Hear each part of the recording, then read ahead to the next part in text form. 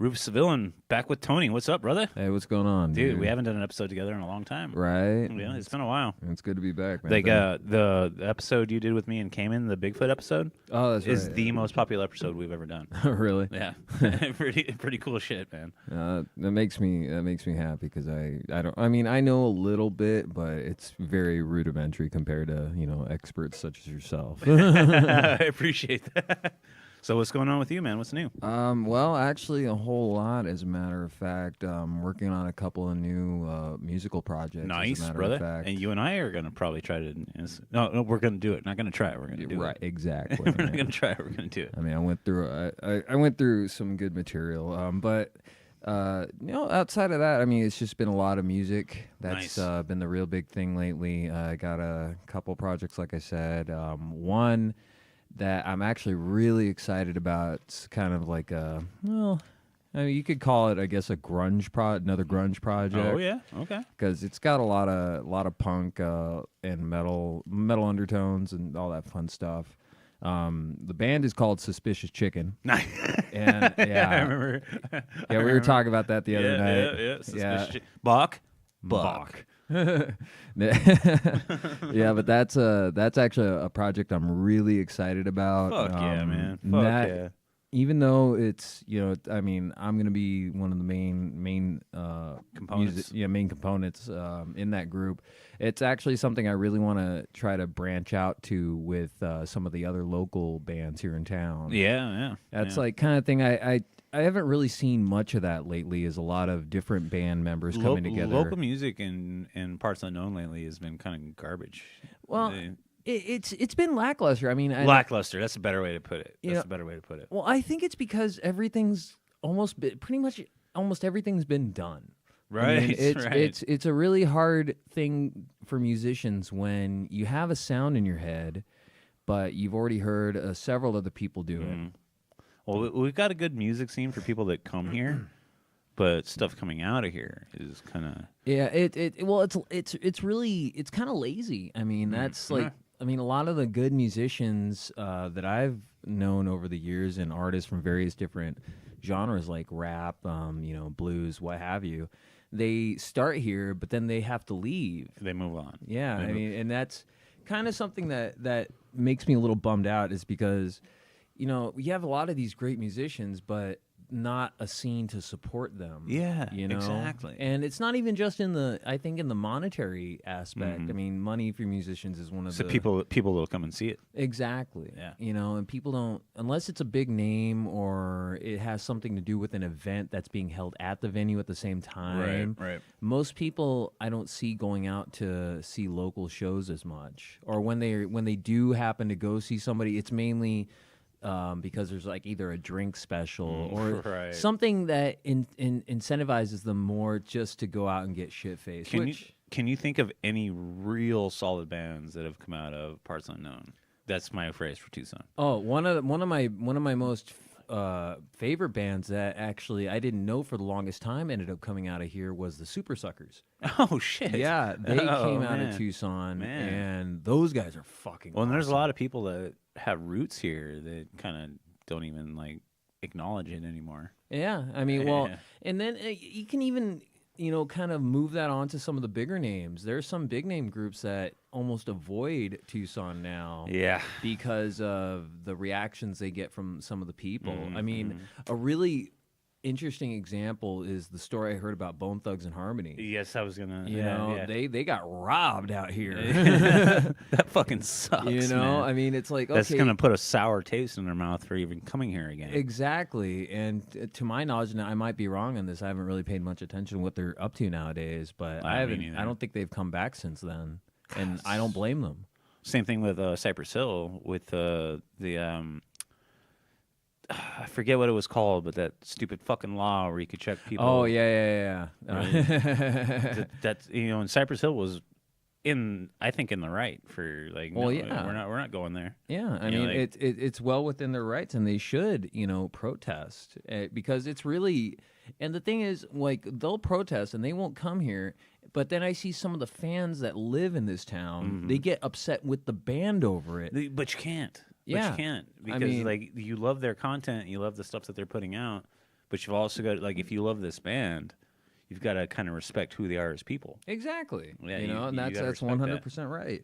It's just such a fucking bummer because a lot of some people will go off, they'll stand on their soapbox and say, "Well, I love that soapbox." Yeah. And it's something nowadays people really love to do is they like to shout out. It's like, okay, well, this band didn't come here and this band sucks and this band didn't come here for this reason. Okay, if you want a band to come back, how about you take a little bit of initiative, find the people who like that band or like the genre or like bands to continue coming to Tucson, take a petition, change the law. Exactly. And that's really what it boils down to. Dude, good fucking point. Fucking point. Well, it never ceases to just leave me slack-jawed, right. that people will be happy to bitch about shit. They'll take all that energy, to piss and moan and tweet and put their shit all over Facebook. I love that, yeah. But if they were to take that same energy to look into the reason why this band or this group... And try to get them back. Exactly. Yeah, exactly. Hell yeah. With the case of Bone Thugs, I mean, that was just,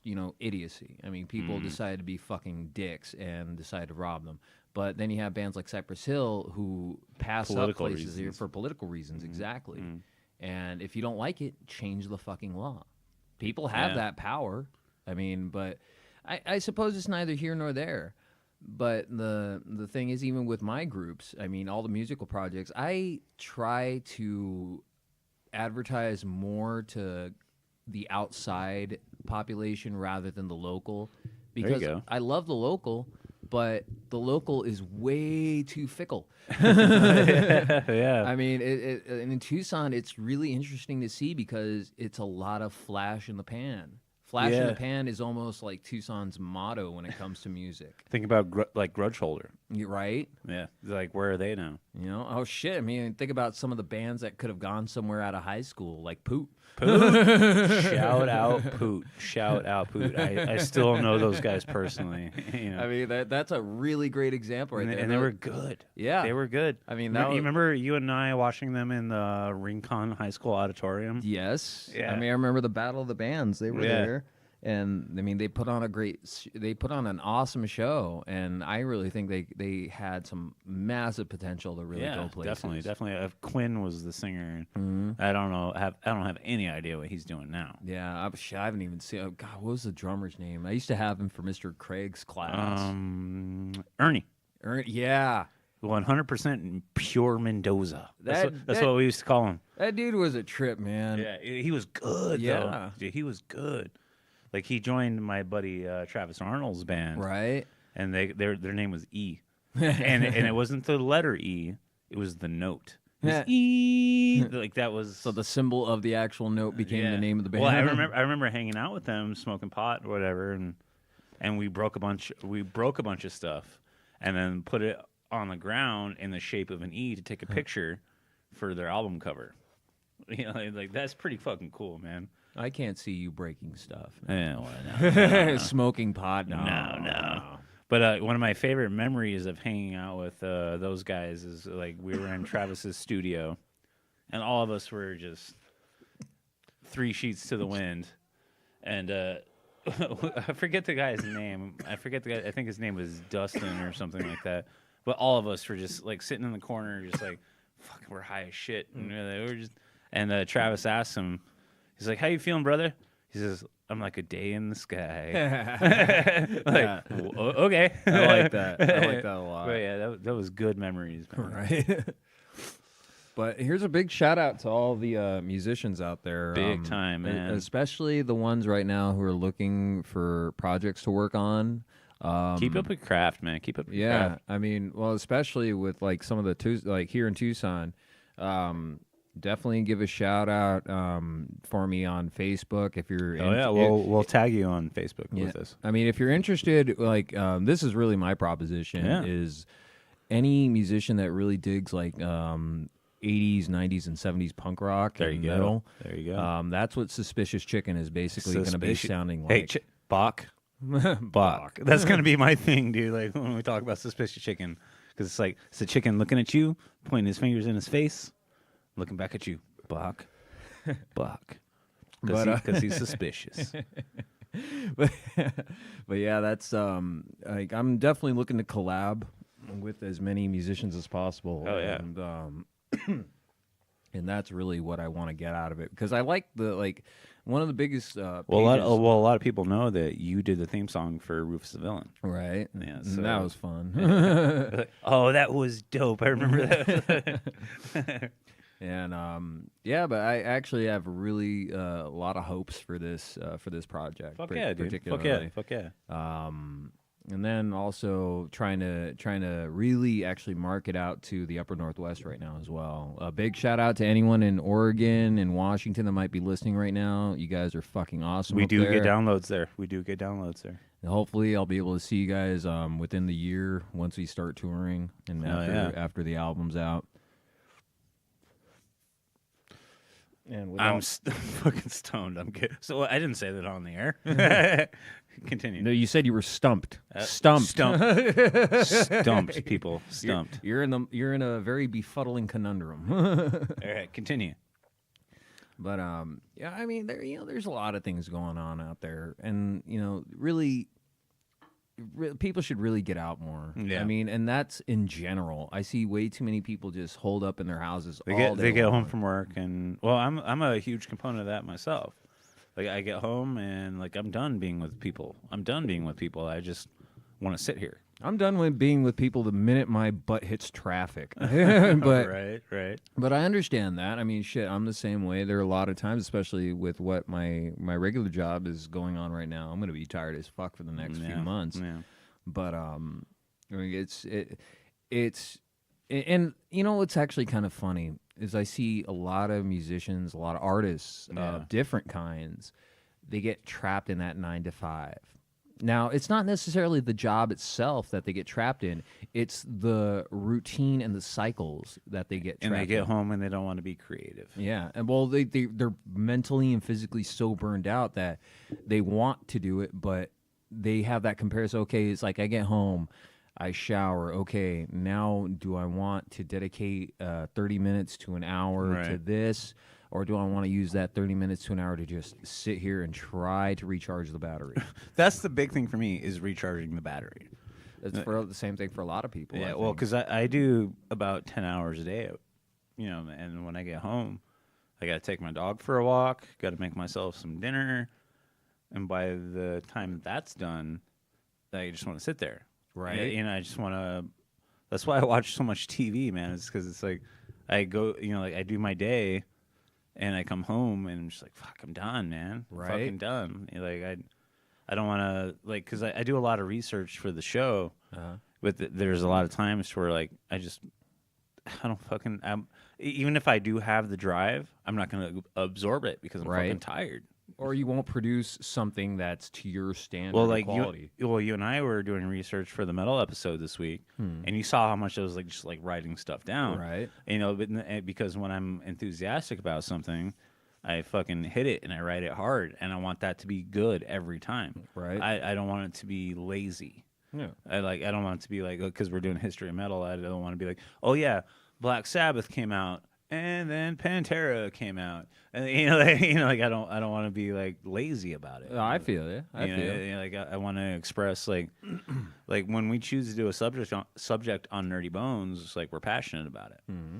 So like it's I do how can I say this perfectly? Research to me has become a hobby that I love. Right. Does that make sense? No, it makes perfect sense. Yeah, like it's I like when we pick a topic, I'm like, okay. I usually have about a week. And that's the thing is I usually have about a week to research a topic before we put it out. Right. Like that's a small time frame, man. It really is. I usually because we whoa. You guys can hear that out there. My mic is falling. Not anymore. There we go. Okay, but like I usually get like a week. Like we do a topic, and then it's like all right. I got 7 days to put together research for the next topic. Right. And it's a lot, man. Well, and that's it's really interesting. Like the comparative for me is like say producing music. Mm.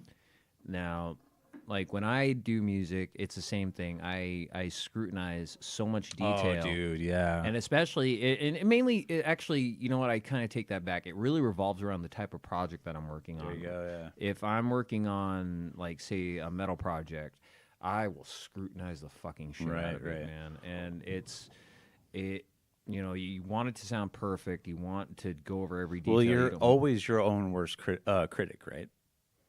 Not always. No? Okay.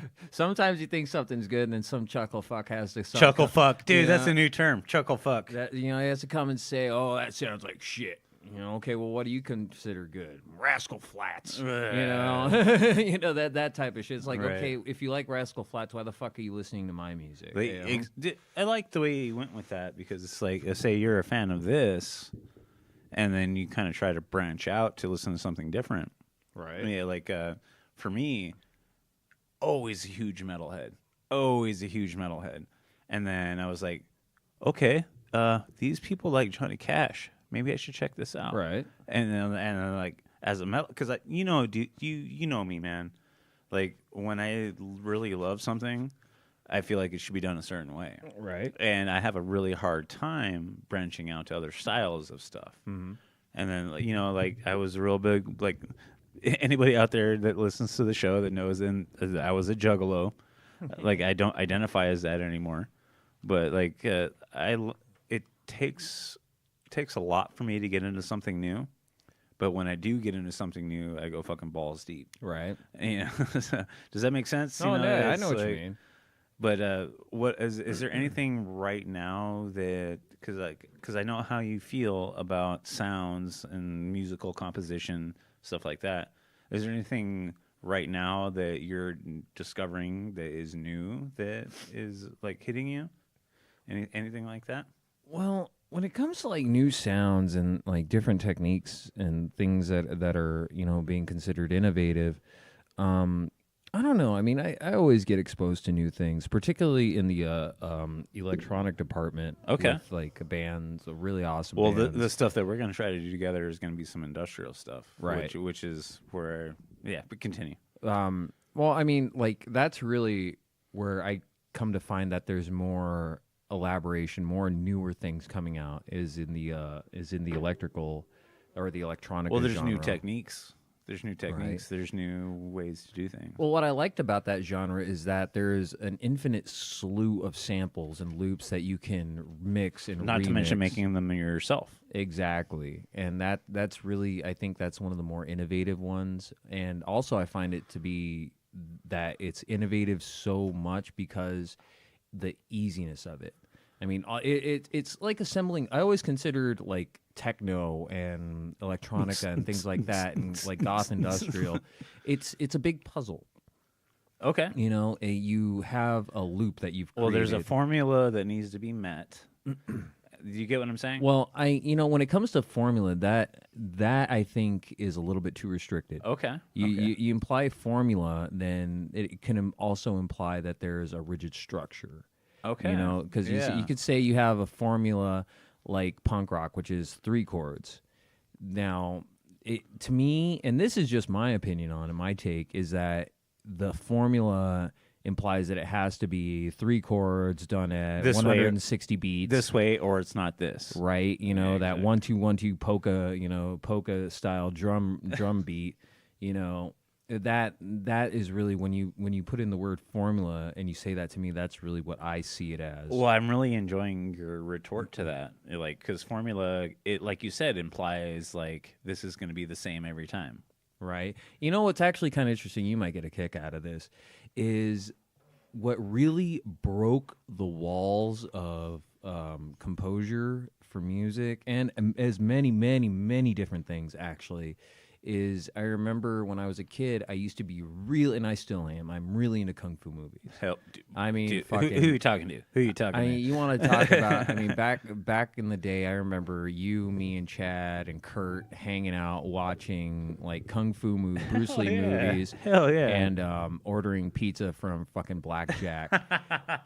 You know, good times from the '90s. But with those kung fu movies, when I was a kid, my grandmother used to buy them for me. And I remember one year she bought the Bruce Lee box set on VHS that Golden Harvest had produced to commemorate some kind of anniversary of his. But I remember she bought that for me, and the last video in that collection was actually a promo. Well, I wouldn't call it a promo. It was almost like a video audition and / interview with Bruce Lee. Wow.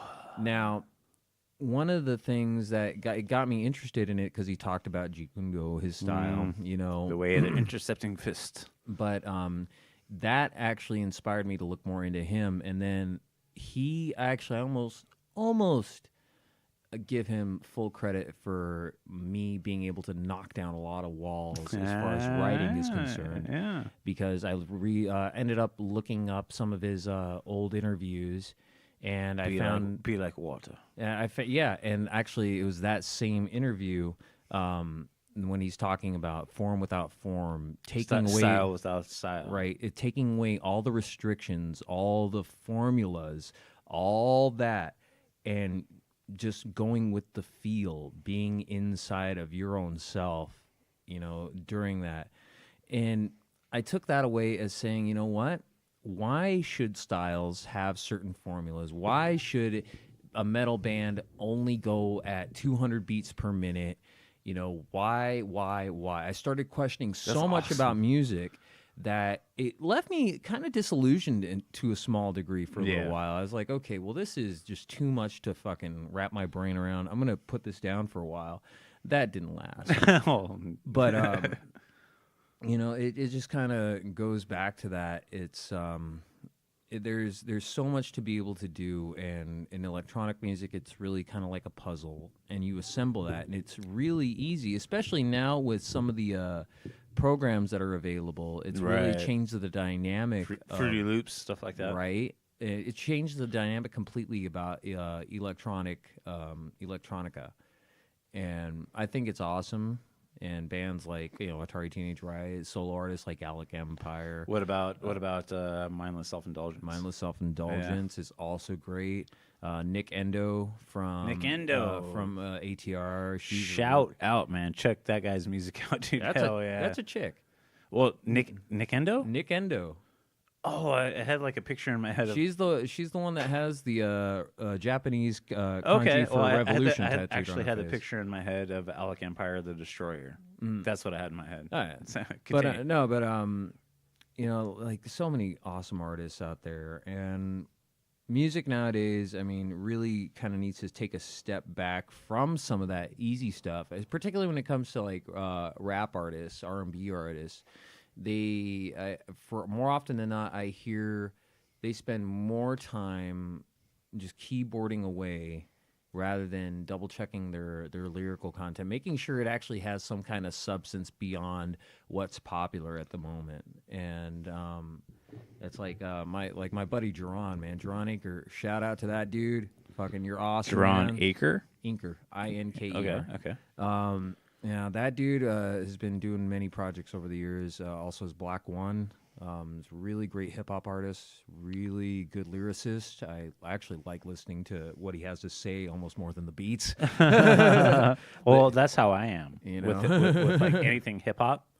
Like the beats are like great, but I want to listen to like what they're laying down. Is like where's their intelligence of like putting like sentences together. See, and more often than not, actually, I'm the reverse. Like singers and lyricists are great. They're wonderful. They can send out a really good message.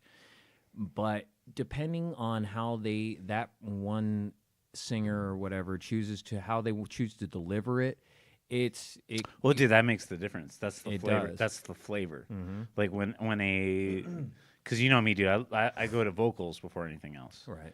And like, so I decide whether I like a band or not, or a group or not, over the way the vocalist sounds. Right. Well, it's kind of like how you feel about Slayer. I actually found that there we go. Very, very interesting. It's weird. It's weird. If like I should love Slayer.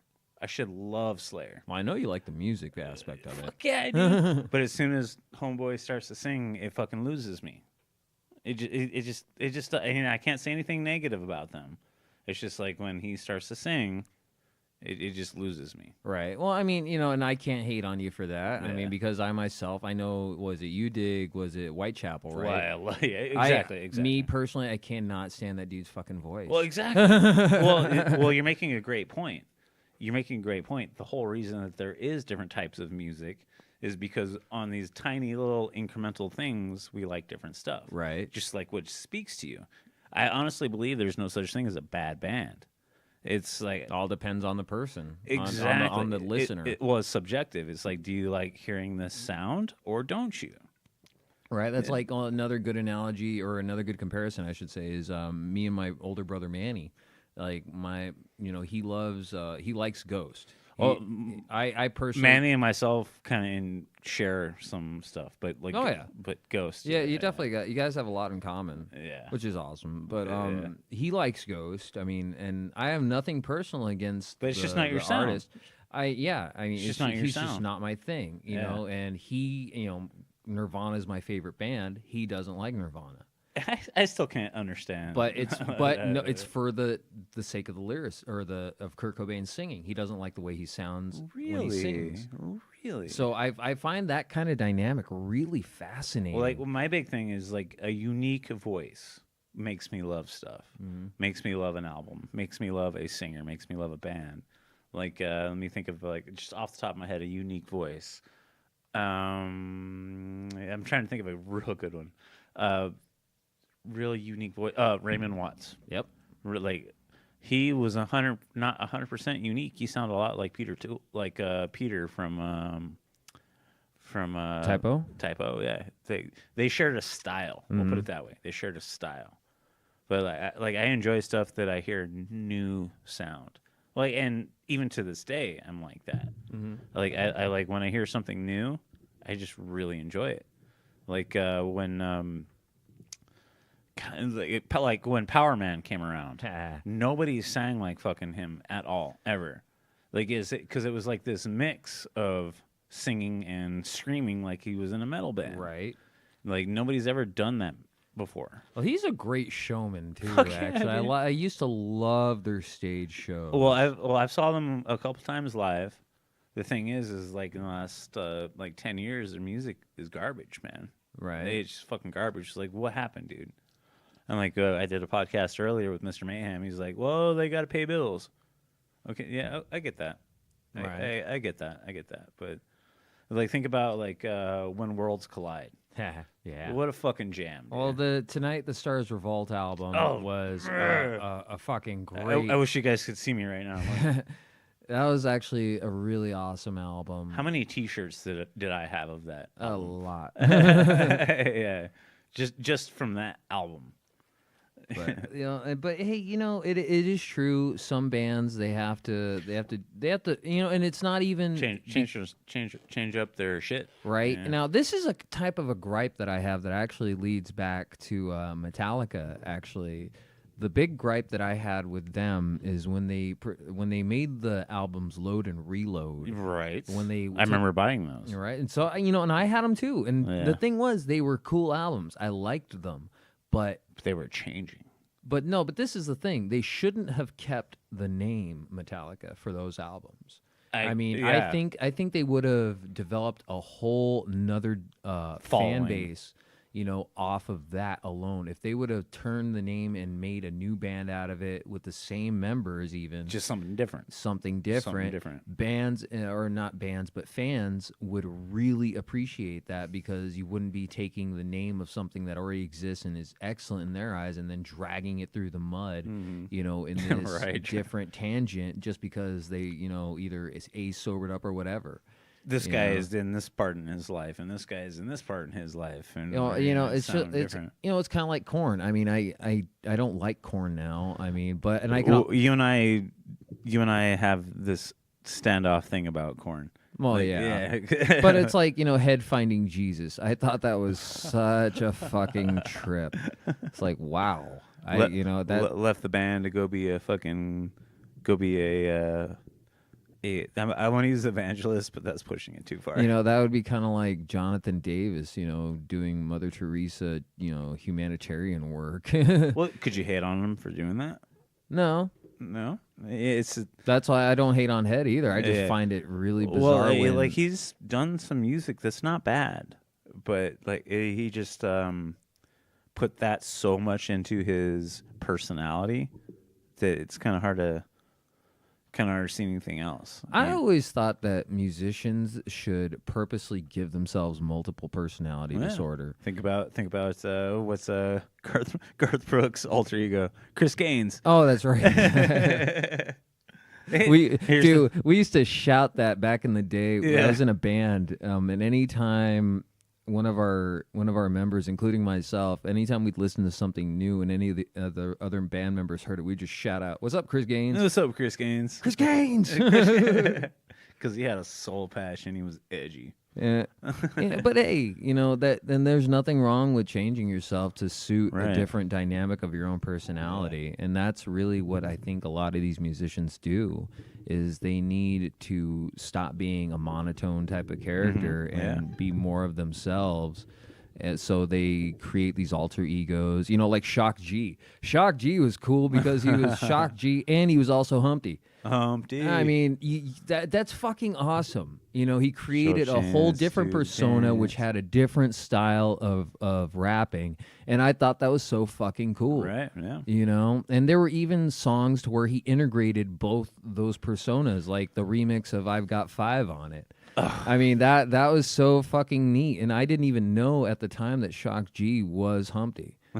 All of a sudden, you have Shock G and Humpty rapping, one verse after the other, and it's the same fucking guy. Same dude.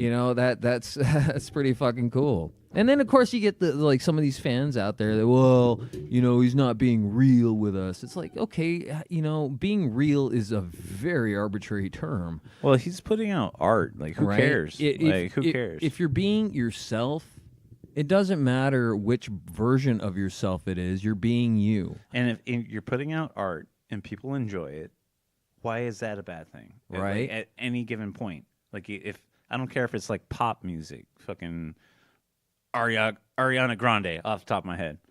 Like, you're putting out art and somebody likes it. Why is that wrong? You know what I mean? Exactly, I agree. Yeah. And, we might not like it, but who gives a shit? I don't. My opinion about something doesn't matter, dick. I mean that it's a hard thing for most people to really accept for themselves.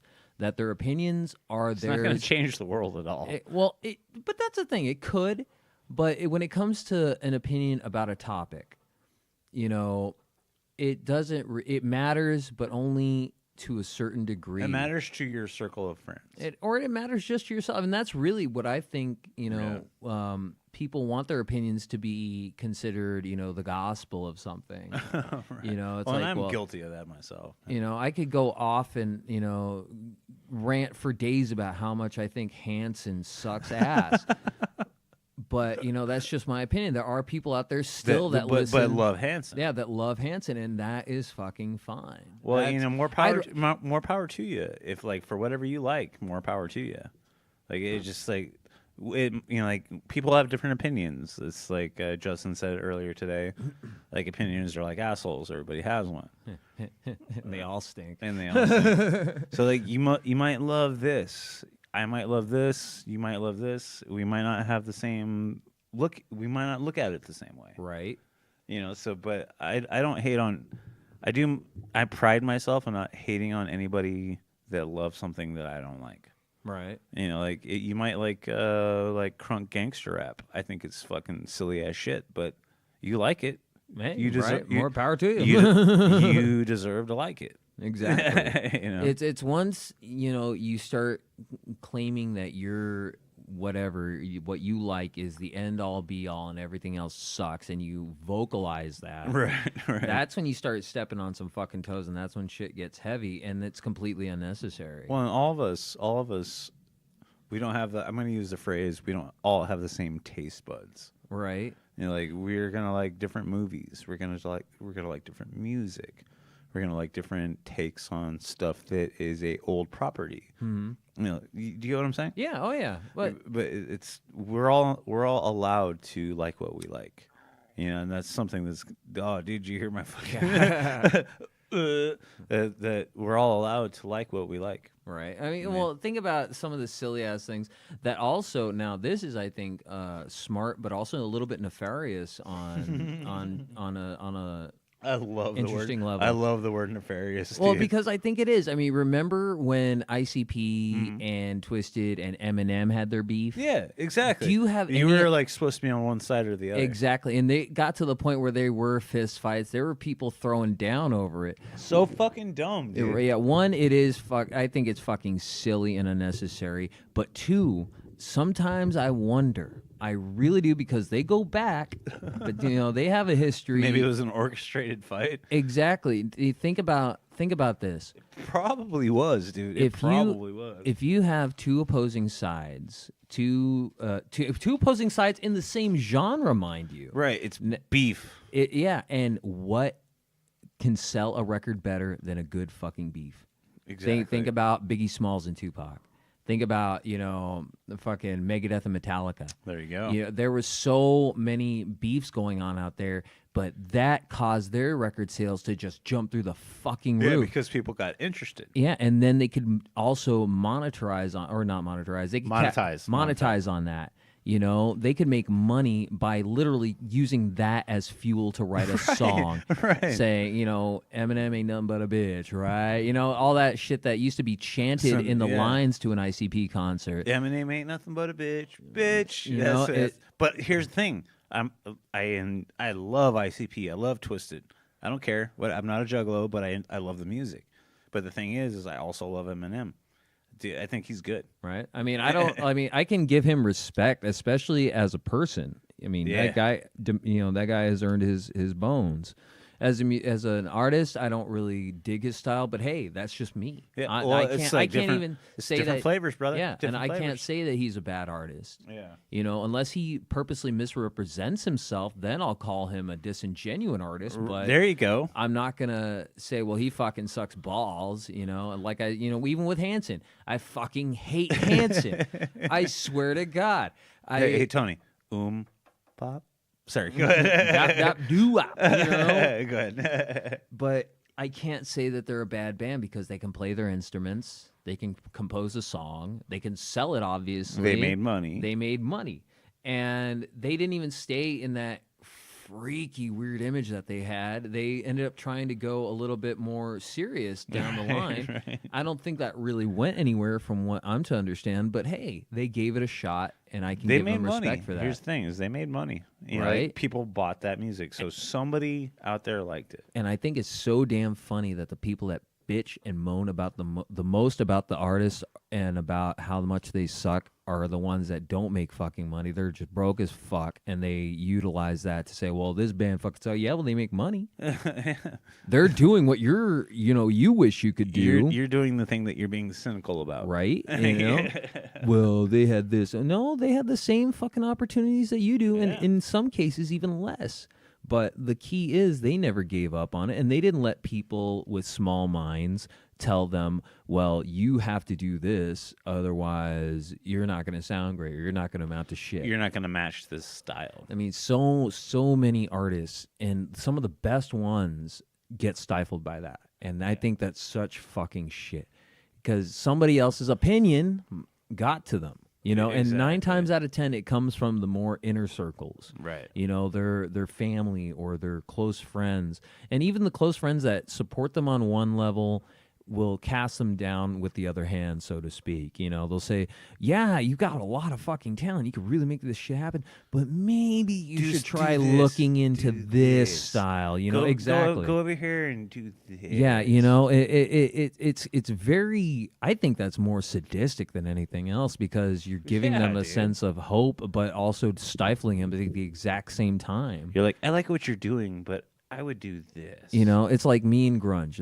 I think I can use that as the best example. Is I love grunge music. I love music from the Upper Northwest. Everyone who knows me knows that. Yeah. And how often, especially when I was in junior high and in high school, back when it was still popular. With me and Chad. How many times did people tell me, well, that's a dead style, and it's not really good, and it had its moment in the Dude, sun. I was into it too, brother. And it's like, oh well, it's not really composed well, and you only have these chords, and the singer sounds like he's all messed up, and blah blah blah blah blah blah blah. If that did get to me for off and on, throughout the course of my life, and I finally came to the point where I was like, you know what, fuck dude, it. this is what I like. This is what I like. And the reason I like that is more profound to me because you look at the grunge genre, there is more mixed up in that than just punk rock. I mean, real quick, for the uninitiated people that are listening to our show that aren't familiar with grunge, throw them out some fucking good bands to listen to. Oh shit! Yeah, let them know. Well, let them know. A really good example, I think, one of my favorites. Nirvana's the number one. Nirvana aside, yeah, that's the big one. I love those guys, awesome. But you take a lot of the early years of the late to mid '80s. Anything that Sub Pop had helped produce during their compilation tape album years. Like bands like Tad, bands like the Fastbacks, Fastbacks, holy shit! Freaking other bands like L7, 7 Year Bitch, Bikini Kill, Flop, Skin Yard, the Farts, 69 or 64 Spiders, Butthole Surfers. The Butthole Surfers. Was it Big Black? I mean, Steve Albini is fucking out there, but he's awesome. Give it to him, brother. I mean, that's the thing. There's so many wonderful bands, and these bands cover the whole gamut as far as melodic, heavy. Symphonic. You can go. You could really, depending on which band you're listening to, you could literally pick out genres medleys that are in there, like. And this is actually what I think is funny. Tad Doyle, the frontman for the band Tad, he's actually a classically trained musician. And you listen to some of the music, and it sounds to a degree fairly simplistic, but it's fucking heavy. It's got some fucking shove to it. It's something that you could really get into. Nice, and it goes to show that even though you know a lot and you're extremely skilled, you could still make a wonderful sound using just rudimentary chords and riffs. Hell yeah. And like bands like Soundgarden, depending on which album you're listening to, there's some points where it sounds more punk rockish. There's other times when it sounds almost completely heavy metal. I mean, you can hear it if you just listen to it. And that's why I like it so much, because it's something that can never get boring. Yeah. If depending on what mood you're in, it can still work. And so many people just equate that style to bands like Nirvana, flash in the pan, shit. or they base it off what the radio crammed down their throat, and MTV and some of those other mediums. You say the word grunge, of course, one of the first names that comes up right away is Nirvana. Right. But because everyone's only been exposed mainly to bands like Nirvana, Soundgarden, Pearl Jam, Stone Temple Pilots was really more their own thing. Right. But that notwithstanding, they of course have a small exposure to it because a lot of these other awesome bands never got the radio play that they deserved. Like bands like Cracker Bash, especially. Never heard Cracker Bash. Yeah. Dude, they're fucking great. Orion is an awesome song. I mean, Bandages is one of my all-time favorites. That's on the top 10 of my own favorite song list. Yeah. And these guys just didn't get as much airplay as some of these other bands because mainly it didn't fit the big label at the time. It didn't fit their ideas for a moneymaker. They wanted something that, okay, well, these guys really sound great, so we're going to market the shit out of them, overload the market with this sound and with these guys, so that once people get sick of it, we can just cut all these guys loose, and then we'll make our money off them, and they can roll back into obscurity. Some bands didn't let that happen, thankfully enough, like Soundgarden, Pearl Jam, and several others. But I always thought that was a bit unfair, and especially I thought it was unfair when I tried to roll in that type of direction with my music, and all I'd hear is people saying, "Oh, you're just trying to be like Kurt Cobain, or you just a fucking Chris Cornell wannabe, or blah blah blah blah blah blah." They don't know the sound. Yeah, it's like, okay, yeah, I can guarantee you're downing on me for these bands, but if you listen to some of these other bands like Pigeonhead. Pigeonhead was fucking featured in Hype, which is a documentary about Sub Pop Records and the music scene in Seattle and the Upper Northwest around that time. I definitely recommend that movie, and a big shout out to everybody at Sub Pop. I'm still trying to get onto your fucking label. Sub Pop. Sub Pop. What's up? I love that label. They have some of the best bands, and they're actually really open-minded with who they signed because they've got a great genre and a great lineup. You know, it sounds like I'm dick riding them, but I mean, hey, you like a company, you like a product. You're giving them a shout out. Exactly. Man. How about you fucking sponsor us? How about you sponsor me? There we go. There we go. I would love to stand in the same studios and talk to the same people as some of the people I looked up to as a youngster, did. That to me is like a very big bucket list dream almost. Right. Yeah. It's on my have to do list before I go.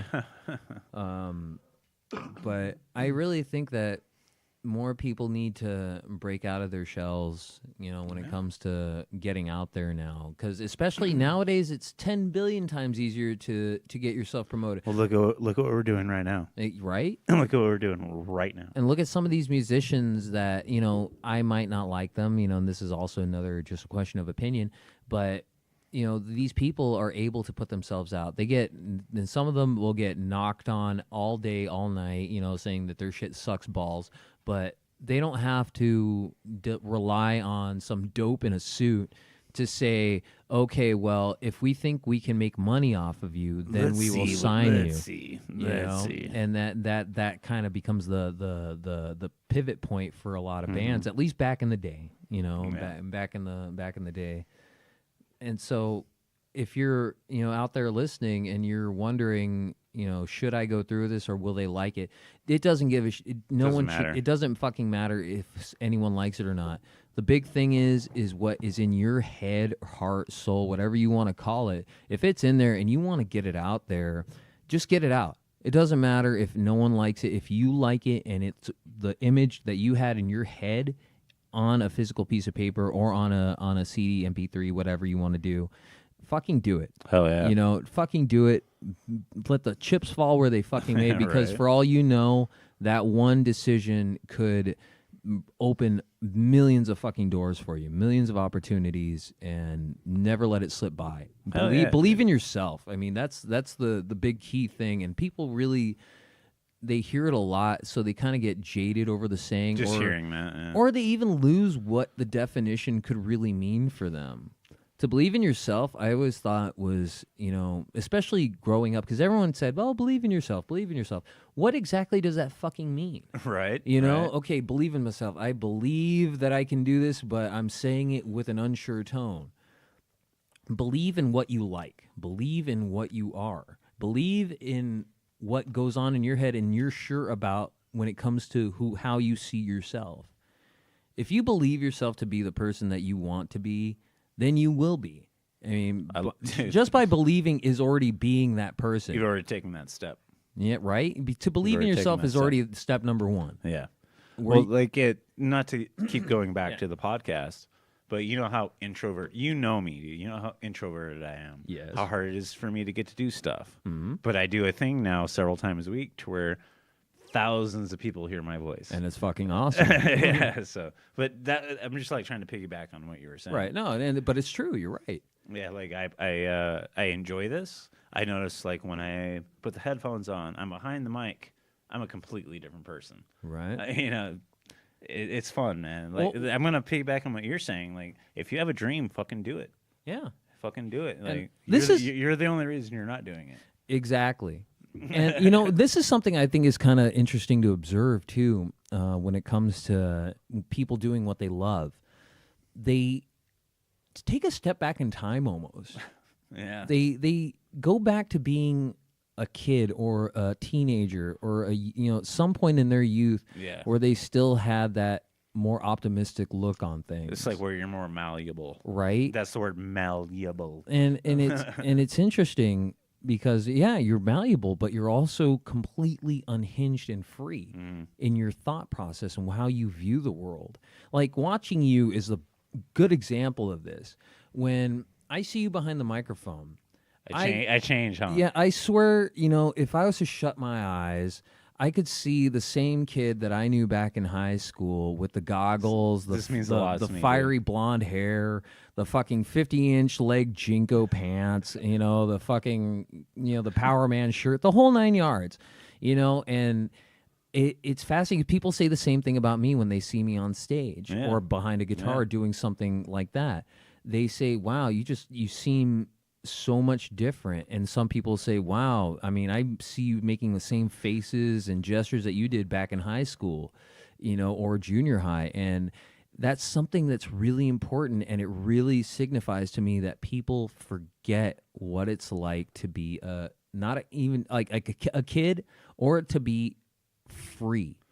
Oh, there you go. To be out of the confinements of what adults deal with in the day-to-day life. Push aside that vulnerability. Right. Push aside, and that's a really hard thing to do. It is. And to you realize you have these vulnerabilities that make you like what's what I'm looking for, like when you're I'm drawing a blank. Like when you're not feeling confident, insecurity. Yeah. Like when apprehensive. Yeah, like when you have these insecurities, you got to push them aside. Yeah. You got to do what makes you happy, dude. It's true. But and that's like, I don't know, man. It's hard to convince people. right. And this has turned into a motivational podcast. Well, and damn right it should be. I mean, that's the thing people need nowadays is a little bit more motivation, because they get bombarded with all this shit on TV. Yeah. And when they're scrolling through the internet, they get bombarded with ads all the time. They get bombarded with things that tell them, oh, well, if you want to feel good again, this is the type of thing you need to do take. This is the drug you need to take. This is a step you need to make in your life. And it doesn't even have to be a pill. And that's the scary part is people show images of people buying things, and that's supposed to make you happy. Things like that. People live the weekend, and they're on their weekends. They work their jobs. They bust their asses, and on the weekend, all they do is maybe go out to the mall, or they'll watch go TV. They'll go shopping, and they'll do things that they believe adults do to make themselves happy.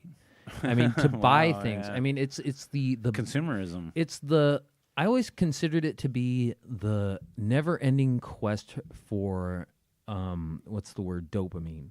Okay. The search for what makes you feel good. Yeah, the feel good drug. And then they not realizing that they could do something that they used to love to do as a kid, and just they can tap into that on the weekend. I think that's great, man. Some people, that's great. And some people kind of disregard that. They say, "Well, I'm too old for that. That's something only a kid would do." But you know what? Fuck it. Think about last week. You and I sat here together and watched the X-Men cartoon, right? Because it's something we love. Hell yeah, and it was fuck fucking great. Fuck off if you want to judge. Yeah, like the old X-Men cartoon, man. It was funny. I remember when my grandfather was in the military hospital here in town, and they have hospice assistants and stuff like that also on the same grounds.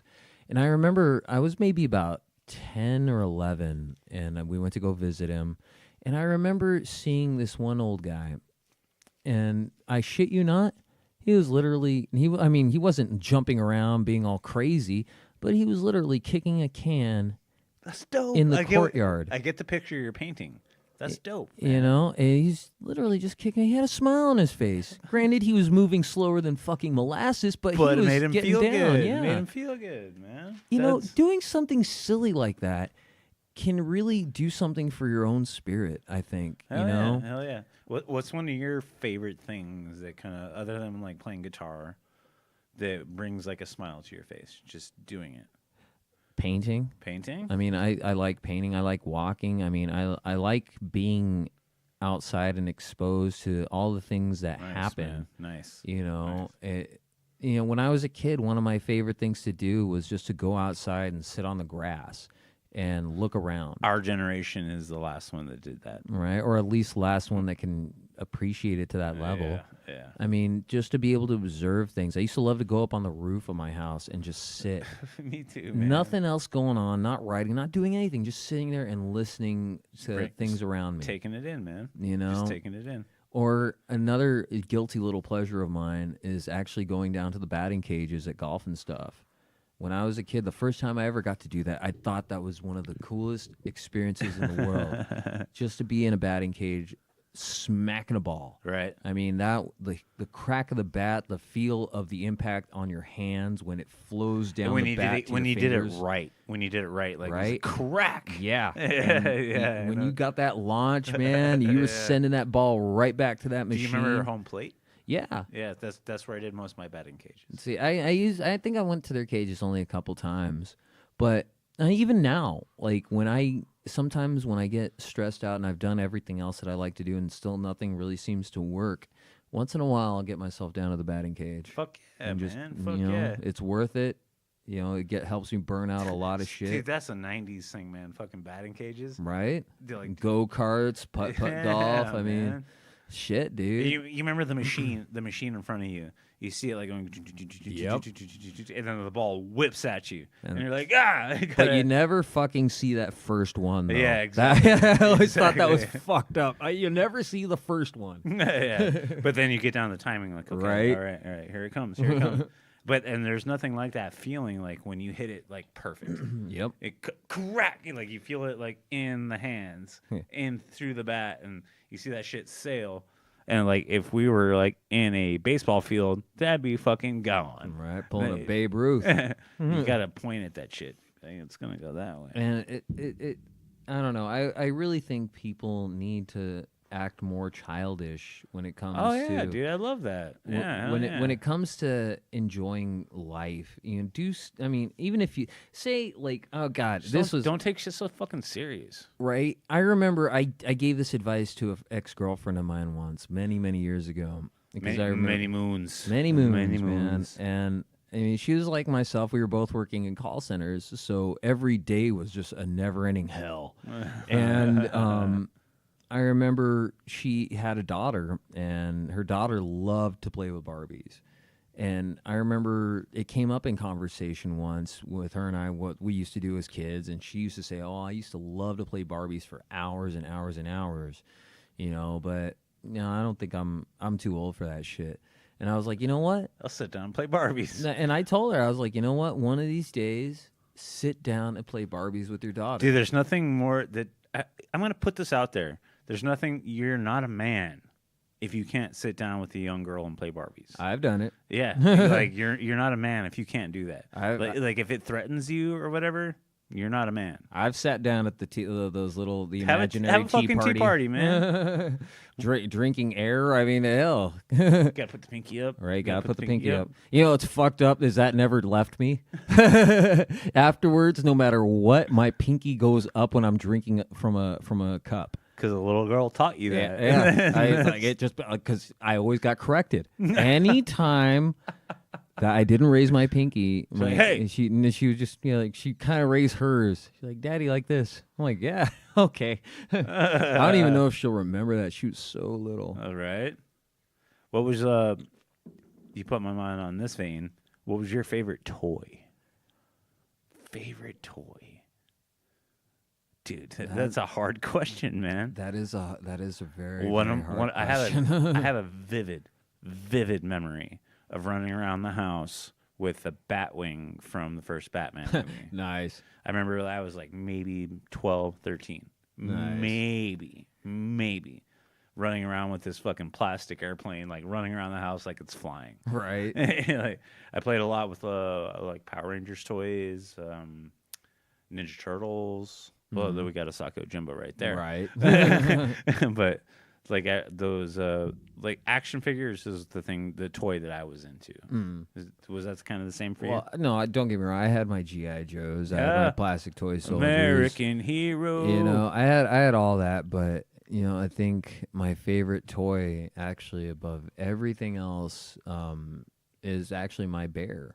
Nice, I had a little man. bear when I was a kid, and Dude, I think all of us are there. I think all of us were there. well, for me, I really got connected to that bear because I remember when I was really small, I got really, really sick. And you had And it, yeah. that bear, I swear, man, me and that bear went through it. Dude, that's awesome. That bear was my buddy. That's awesome. I had a bear that I think all of us had a teddy bear. Or some kind of plush animal. Yeah. Everybody had a plush toy of some kind. At the age that we are at. Right. Like mine, I remember mine so specifically. It was just like a generic kind of like teddy bear. And then because I got him as a birthday present, and I actually took the ribbon off because I remember thinking like he doesn't have a tie, like he doesn't have a bow tie, This bear is ill dressed. you remember, like, teddy bears had bow ties, and like he didn't have a tie. So I took the ribbon off of my birthday present and made him a bow tie. And I had that for fucking years, dude. Right. Years. I was like my sister. My sister was just completely head over heels for Paddington Bear. Paddington Bear and Strawberry Shortcake. Okay. I remember those two toys specifically were my sister. I could not fucking touch them. If I could observe. You can look. They're not for touching. But They're not physical for touching. contact? No. Not for touching. And I always thought it was bullshit too, especially when it came to like model cars, helicopters, planes, things like that. Yeah. It's like they look so fucking cool. They're made out of plastic, just like my toys, but for some asinine reason, I can't touch 'em. play with these. Like my dad used to do model motorcycles. Oh yeah, And, I can see that. And I was not allowed to touch them. I was like, but Dad, that's a toy. Right? But that's a toy. It really puts a kid in a weird headspace. That's a toy. And like, I'm not allowed to touch that. He's like, no, man. And like that was literally like, no, man. Because like he painted it and put the pieces together. Right. And, like I remember the ones in particular. Remember the iron ones that he used to have? Yeah. Yeah. I wanted to paint it. He's like, no, they need to stay like that. And let's kind of give him an insight to what these were. They were cast iron men on motorcycles from like the 40s. Yeah. And I was like, Dad, let's paint it. Let's make it look like a motorcycle. No. No. This is this is a piece of history. We're not fucking with this shit. What about did you ever do Pogs?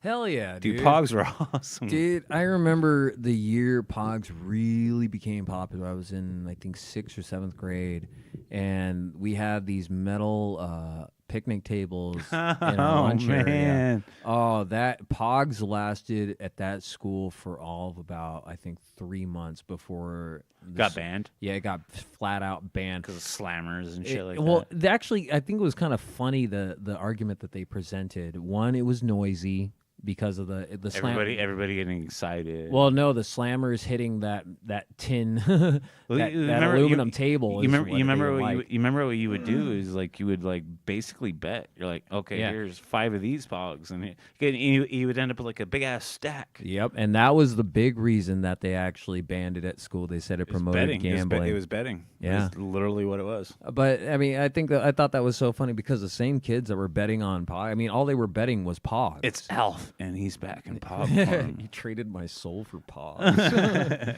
But it was funny though because they thought taking away the Pogs would stop gambling. At my middle school, there was at least 3 different gambling rings going, and the fucked up part was remember Magic cards. Well, yep. No, we still play. But to this day. But I remember kids were betting on basketball. They were betting on the volleyball games. They were betting on the soccer games. I mean, shit. I mean, if you want to gamble, you're gonna fucking gamble. You're gonna find something. Well, Pogs is such an innocent way to do it. Right. Yeah, and I think that was a little fucked up that they utilized that reason to ban it. Yeah. But, I mean... Remember that slammer I had? It was called Torpedo? Mm-hmm. That big-ass brass thing? Yep. Chad actually found my old saw blade one that I had. Oh, shit. And that one was actually pretty cool because there was a little point in the dead center of it that was lifted. No, but you could actually spin it. Right. Yeah, and it actually had a swirl pattern in it. It was actually really cool. I remember a bunch of the slammers had like that rubber on the back. Yeah. Or you could put your 2 fingers on it. Mm-hmm. And be like, all right. Yeah, Throw it down as hard as you can. You know, the funny thing was, if you had one of those at my school, you were like the pro. Dude, exactly. You were like the one. That Well, was it's like, when I got the Torpedo, a fucking slammer that was fucking 6 inches long. I mean, I had, like, you know, I remember the Poison series of the slammers that came out. Those were the fucking coolest ones because they all had skulls and blood and guts and shit like that. I mean, it was so fucking awesome. I had a bunch of Power Rangers one. See, I had a few of those. Actually, there was one in There was, particular. like, everything that was Pogs. Yep. Like, everything was like fair game. Now for Pogs. here's what I thought was actually kind of interesting too. When with Pogs, it was actually a particular series that I had collected because they were literally marketed around grunge music. They actually had created a character called the Grunger that had his own line of Pogs. Oh my And God. this one, I thought it was so interesting, especially in retrospect, of how a genre of music can be so overly marketed. I mean, fuck, grunge rock had its own line of Pogs. Yeah, that's right. And, you know, you could go down to a place like J.C. Penney and you would find a flannel shirt that you could find at Goodwill for $5 being sold there for 50 and up. Right. I mean, I thought that was such a fucking trip, man. And metal, right now, metal's going through that. Right. Metal, Yeah. I mean, metal, I think right now is really experiencing the over-marketing boom. Yeah, well, there's just so many genres, Right. There's just so many genres of like a different down step on your bass, a different tempo on your guitar, Yep. a different emphasis on the voice. Right. There's just so much. Yep. It's just like you do this one little thing and it changes your genre. Mm-hmm. Do you get what I'm saying? Yeah. Oh, actually, you know, it's funny, actually, talking about grunge. Big shout out to the people in England, actually. My old website from one of my bands, Spud Ruckus, has gotten a few hits and actually gotten several views from some people over the across the pond. Hell yeah. Big shout out to you guys out there. Yeah, man. we I get appreciate it. do we get listeners in Ireland, United Kingdom? Yeah, you see, Ireland is actually a place I always wanted to play. Well, Ireland and Scotland were the one of the or two of the names or two of the countries I always wanted to visit and also wanted to play in. Mm-hmm. Also Japan, and actually I always wanted to play in Norway. Norway. Like, I love Norwegian black metal. I Hell- love the history hell of the culture. yeah. I mean, if I could speak the language, I mean, I would so go over there, you know, in a heartbeat, and if I had the money. Right. But I mean, that's a thing, man. Like, there's so much in this world to Dude, experience. there's so much to digest. You know? so much to digest. And don't get me wrong, I love the States. I look forward, you know, to touring, you know, doing the first American tour, especially with Suspicious Chicken. That's gonna be, Suspicious Bach. that's gonna I'm be gonna keep doing that. I'm gonna keep doing that. that's gonna be so fucking great. And but I really actually want to see more of like the world, really, Yeah? especially That's like good ambition. you That's good know? ambition. like Scotland, Ireland, Japan, Germany, especially. Mm-hmm. And it's weird. I don't know why I have such a fascination with Germany, particularly. I love the fucking language. I mean, I really dig the history. You can't forget about Rammstein. Right. On- Or it- specific members of KMFDM. There you go. Sasha, Right. Anish. And like, or you know, Alec Empire. Yeah. Hannah Elias. I mean, she is fucking awesome. Yeah, dude. R.I.P. to her, man. She got hit by a bus. I remember hearing about that. I was like, what? You know, to this day, I'm still not sure if that was actually a thing. I don't know. How cool would it be if she's still fucking kicking and making music? She is.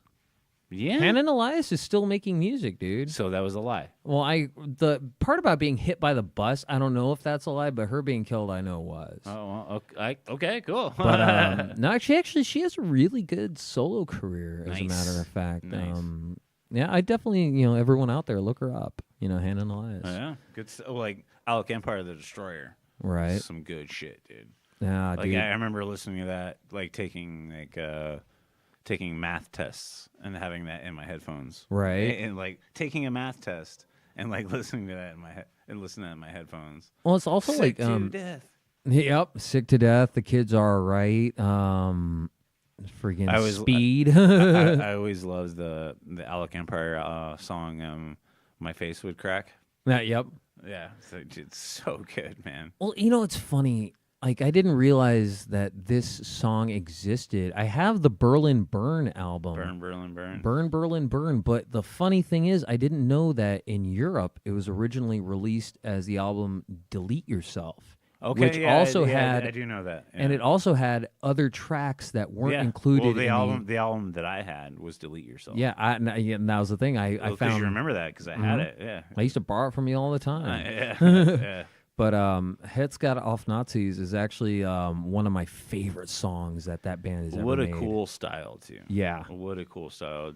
I would just fall back and just call it digital hardcore. Right. Digital hardcore. Yeah. That's what it was. It is exactly. DHR. Yeah, but oh man, so many awesome bands. And there's so, and the really interesting thing, like almost, it's not the end game for my music, but it's definitely one of the biggest drivers why I want to get out there is I want to work with different musicians, different artists, like. Because I have such horrible OCD and ADD. You and me both, brother. You and me both, brother. I love music, but I get ridiculously bored fast. Yeah. And I have to keep going with something. Otherwise, I just... Change it up. Yeah. You got to change it up. And that's why I love doing collab pieces with other artists. And yeah. It kind of sucks here in Tucson because I put it out there all the time. But there's some talented people here. Oh no, there are many talented people, but Yeah. no one really wants to work with anyone else unless they do exactly what they do. I see what you mean. Like the branching out of like say somebody from a bluegrass band going into say a blues band with a guy who's actually from a metal band, trying to get that collaboration, to get the different ideas in is very hard in this town. Well, I can believe that. And everyone's always playing a money angle, and I don't blame them. And because, to get out of this town, you need the capital to do it. So a lot of these people stick with the formulas that they have. Right. And they try to utilize that to make the money rather than saying, okay, well, I want to work with this guy who really knows how to play the saxophone and this guy who knows how to play the drums and that guy who knows how to play the trombone, and maybe form a ska group. And if you form that group, that could very well be a pseudo moneymaker for what you're doing. So that way you can get out of town faster with your project by kind of using that as your stepping stone. There's so many ways to do it if you just think outside of the rigid-ass box that a lot of musicians and artists get into. Well, that's how music progresses and moves forward. People having new ideas. Right. Here's something you don't hear. I don't hear a lot of is painters collaborating with one another on the same piece. I see what you mean. Think about how fucking awesome a mural could be. A collaborative painting. If you had, and I've seen taggers do this. I've seen like a lot of gaffers do this, and this is fucking cool because it does work. But I don't think I've really ever seen a painting. Two people or even more. Yeah. That's what an idea. And it does also it causes egos and ideas to clash, and that is, I think, the biggest challenge for anybody looking to do something like that. If you really want to test your own metal, test it by working with somebody else and creating something with somebody else together.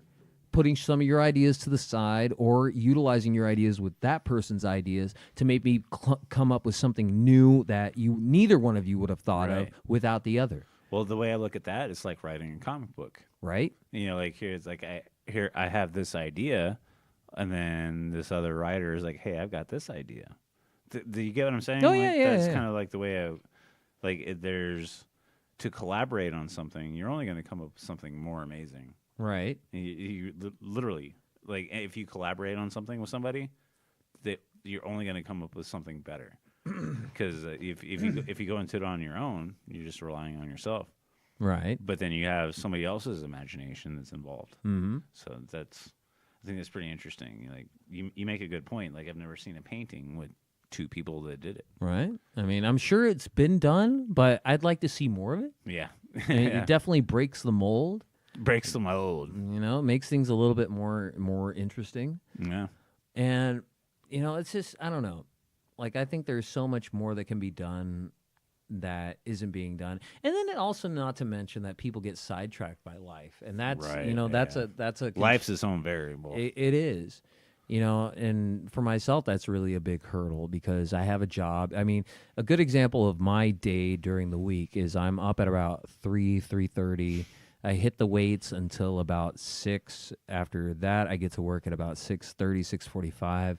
Work from then to anywhere between 3:30 to 7 on occasions. I mean, my days can be brutally long, and at the end of the day, I want so bad to sit down, turn on my sound system, and start playing and recording, but physically I just can't. Right. I just can't do it. I can't keep up with it, and it's frustrating as shit. But one of the things that I didn't realize is that I am in control. Like, my particular position in this job is I do have more of a command on my own schedule. So, and especially with the level that I'm at right now, I can't afford to take a little bit of extra time off to be able just to work on what I'm passionate about. Yeah. Now, here's an interesting aspect to people that are in a similar situation, like myself, that have that availability but still continue on with the same grind, is that you're so programmed socially to do the job, and then the fun comes afterwards. If you find yourself that you can pay your bills, you can feed yourself, you can take care of your responsibilities, and maybe take an extra day or a half day or whatever you can, fucking do it. Yeah. Don't say, oh, well, I can take this time off, but I could use the extra money. Unless you have something that you're going to use that extra money for specifically, you're just doing it to have the extra money, and you don't know if you're going to need it or not. That's a good point. That's And a good point. for some people, it is necessary to have that extra money in case something happens, like a car breaking down or a family emergency, things like that. But then there are other people that utilize that same thought process but don't have those same obligations. Yeah, So good point. why punish yourself by taking that extra time, beating yourself down in a job that, even though you like it, where's the fuck out of you at the end of the day? Yeah. Take an extra hour, right? Take a half day. Like, if you how can many afford how many of us can actually say we're doing what we love? right? No. Well, and I always love hearing what people's replies are. Well, I do stuff that I like, and I get out on the weekends, or once in a while during the week I'll go out to dinner with friends. That is all well and good, but it sounds more just like a pacification than anything else. One thing, I hate to go back to Rogan, but one of his most recent episodes, he was with this guy. He's like, just have one good day, just have one good day, Right? and then that one good day, you want to stay on that. You have a genuine one good day. You want to stay on that note.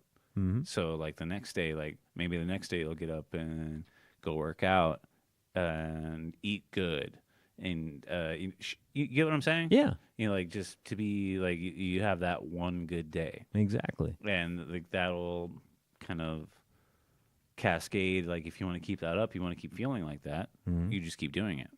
Like, I'll get up and I'm going to do this. I'm going to get up and I'm going to do that. I'm going to not do this. I'm going to do that. And to have a good day. Right. And then there are people that are like myself that, they'll take that extra time. Like a good example, I took a half day. I had to take a half day to actually take care of some obligations, but I also managed to cram in a little composing time in that day.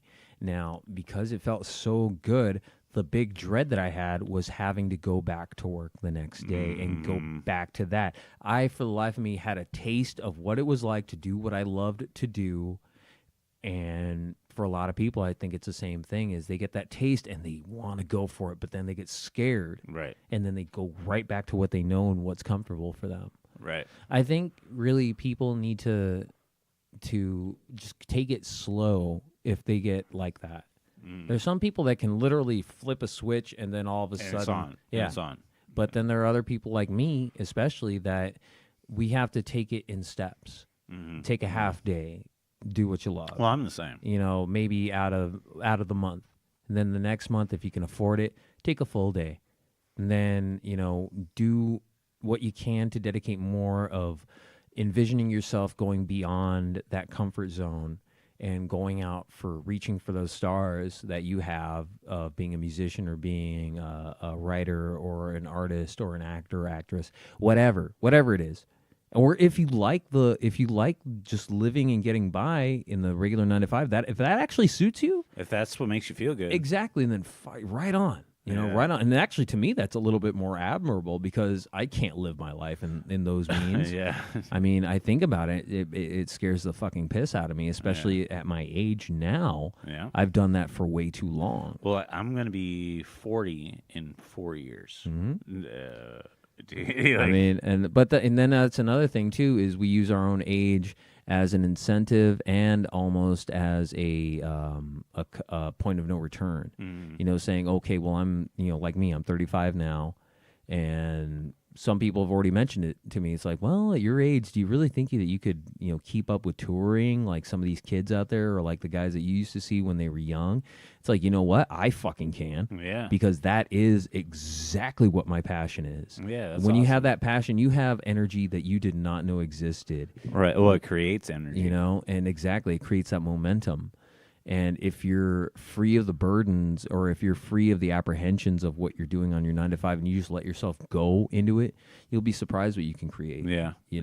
And like, that's why, I think I was actually having this conversation with Chad the other day, or was it here actually, when we were talking about touring and all that other stuff? I think it was with me. It's like, unless that, I think he said something along the lines of, well, unless you're doing it, you don't know how grueling it is. Yeah, we were all here. Yeah. But you know what? In my eyes, I mean, yeah, it's true. I don't know the exact extent on how grueling a touring schedule could be on your body, on your emotions, physically, mentally, whatever. But you know what? That is a thing that I am more than eager to. It's something you want. Yeah, I will throw myself into that, because I know you would. And if I could, I would literally divide my year in half. 6 months on the road, 4 months in the studio, and then 2 months doing whatever the fuck else 2 I months wanna relaxing. do. Yeah, or anything else I want to do. If I want to work on a new project, or if I want to branch out and learn something new, Yeah. that I could use that time for it. And and I know things happen in the industry once you make it big, and you do end up getting signed to a big label. You have more obligations to do things like that and that and that. But you know what? That's fine with me. Yeah. I would be happy as shit going to photo shoots, going to meet and greets with fans. I know you would. Yeah. I mean, one of my big dreams, actually, as a musician, this is one of the biggest goals ever, is to be able to have a band that is so on top that I could afford to throw a festival for free. Think of Ozfest. Like, yeah, and not charge people. And not charge. And the big thing, too, fucking concessions, man. Yeah. Food, beer, all that shit will be fucking cheap. That's awesome. My goal for that festival is to fucking show my appreciation For the fans. to everybody who helped get me there. Yeah. Everyone who encourages me to do what I do, to do what I love to do. That day, or however long I could afford to make it stretch. If I could, I would make it like a Woodstock, man. Make it a festival. Make it a fucking like a week-long fest. If I could punch out those numbers just right and I could afford to do it, I would pay it out of pocket. That's awesome. That's awesome. And so many bands, they like to do these little things for their fans, like, oh, well, if you're in our fan club and we'll send you a free shirt. Patreon. But that's not enough. It is not enough, especially for musicians now. I mean, because a lot of the dynamics back in the 80s, the 90s, all that before has completely changed. So now it's harder for musicians to make money doing what they do. Oh, yeah. So if you've managed, more harder. So if think you've about like Spotify and YouTube, right? But if you've managed to make your way up to the top, it is your fucking obligation to give back. That's awesome. To the people who got you there. That's awesome. And not to just stop at your fans. I mean, that was a big thing about my music, is I saw so much of this like these gaudy, over elaborate, over embellished musicians buying shit, spending all their money on drugs and all this shit that that now they can't show anything for it. They blew all their money on that. They never gave back to anybody, and now no one, like certain singers from an '80s hair metal band, now no one likes him. Last I heard, this particular singer was seen at LAX, fucking hanging out, getting drunk, reliving his glory days, talking to fucking anyone who would listen, And I believe it, because this guy had so much of an ego over himself and blew all his fucking money, didn't save anything. Now he's just a washed-up has-been who no one really wants to associate with. My mark that I want to leave is I want to have my, set myself up, not like elaborate. I just want to have a cabin in the woods. A cabin in the woods. A truck, a motorcycle, and a small setup in like a home recording studio. There you go. Something that people can afford nowadays and in a commonplace. And a nest egg. Well, even that, I don't know. But what I would want to spend more of my money on is basically helping other musicians, helping other artists, helping others. Yeah. Because, one, you can't take the fucking shit with you when you go. You can't, you want to do something that sets other people up for success. Yeah, that's awesome. Because the best thing to really see in somebody else, even someone who's a rival, is see them succeed. Yeah. Take pleasure that they're working hard. Well, it's like the world of stand-up comedy. Like, it's to get upset if somebody has a funny set, right? You know what I'm saying? Like, you got to be. It's simply because I listen to a lot of these guys together. Like, in the world of stand-up comedy, it would be a bad thing to, like, I'm funnier than this guy, so I'm gonna push him down, right? And like, it's just get it all like, hey, I'm Mitch Hedberg. George Carlin's funny. Listen to George Carlin. Check him out. Right? Do you get what I'm saying? Send out a little plug for somebody else, Yeah. And people will like you more because you're not egotistical and you're not self-centered. Yeah. And if you really are that way, then, if it'll come across. Yeah, it will. And it will happen fast, no matter how well you try to hide it. And no matter how well you try to hide it. And that's why I'm not a nice guy. Well, that's like one of the big things is like homelessness. I have a big issue with the homeless situation across the globe. I have issues I have a lot of issues with things that are going on that I don't feel are right. That the big thing that keeps coming up is, well, we don't have the money to fund this shit. And that's bullshit. And you know what? If that is the case, and I am a fucking, rock star, I have my money, guess what? I'm gonna be the one putting in money for that. I'm gonna keep when I do, I'm gonna keep that part to myself.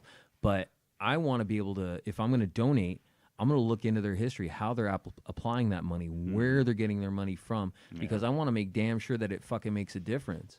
Because people no one deserves to be homeless in this day and age.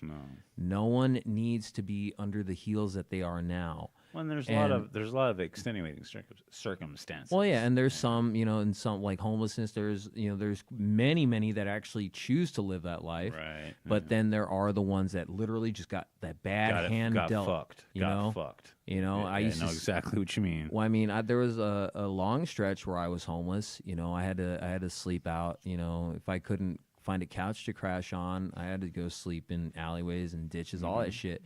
Yeah. And I got to really meet a lot of these people and actually got to hear a lot of shit from their perspectives.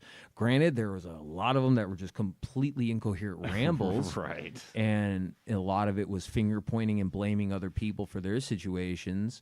But those are the ones that end up really becoming, they end up becoming more of their own enemy on that. And, they become their own enemy, like I said, and it's just, I don't know. It's really one of those topics that bothers the shit out of me, because there's ones that choose to be there, and then there are the many that do not choose to be there for various reasons. No fault of their own. Right. And one of the things I always wanted to do with some of the money that I make with my music is to help some of those programs, or even start up some of my own, because there are definitely quite a few that don't really, cut the bill as far as being able to really care for some of these people that, if they have mental disabilities or if they have actual entire families, Well, mental illness is a big part of it. It's a very big part of it.